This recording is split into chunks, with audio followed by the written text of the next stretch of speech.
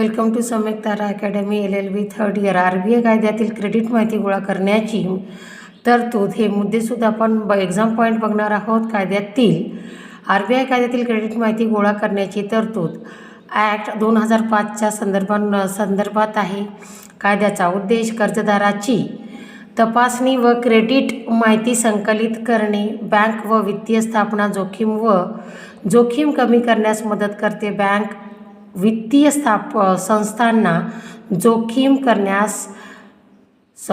बँका व वित्तीय संस्थांना जोखीम कमी करण्यास मदत करणे, आर्थिक शिस्त व पारदर्शकता वाढवणे. लागू कायदा credit information companies regulation act 2005 मध्ये लागू झाला.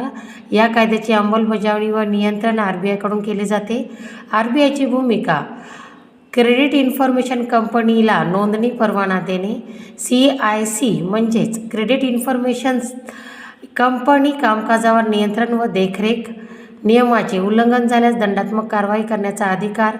क्रेडिट माहिती कोण गोळा करू शकतो तर RBI कडून नोंदणीकृत म्हणजे क्रेडिट इन्फॉर्मेशन कंपनीज, उदाहरणार्थ CIBIL, एक्सपेरियन, इक्विफॅक्स, CRIF, हायमार्क हे गोळा करू शकतात. क्रेडिट माहिती कोण देतात? बँका, वित्तीय संस्था, NBFCs, सहकारी बँका माहिती देतात.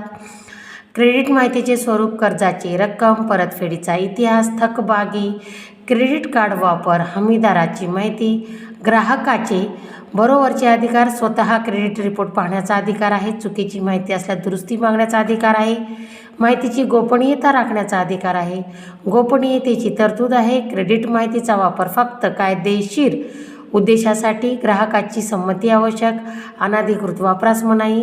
दंडांची तरतूद: कायद्याचे उल्लंघन केल्यास आर्थिक दंड. परवाना रद्द करण्याचा अधिकार RBIला आहे. निष्कर्ष: क्रेडिट माहिती संकलनामुळे कर्ज व्यवस्था मजबूत होते व RBIच्या नियंत्रणामुळे ग्राहकाचे हित सुरक्षित होते. पुन्हा भेटूया पुढच्या प्रश्नामध्ये. सतत व्हिडिओ ऐकत राहा, अभ्यास करत राहा. सतत ऐकणे हा अभ्यास करण्याचा सोपा आणि सरळ मार्ग आहे. विद्यार्थी मित्रांनो, लगेच भेटूया पुढच्या व्हिडिओमध्ये. धन्यवाद.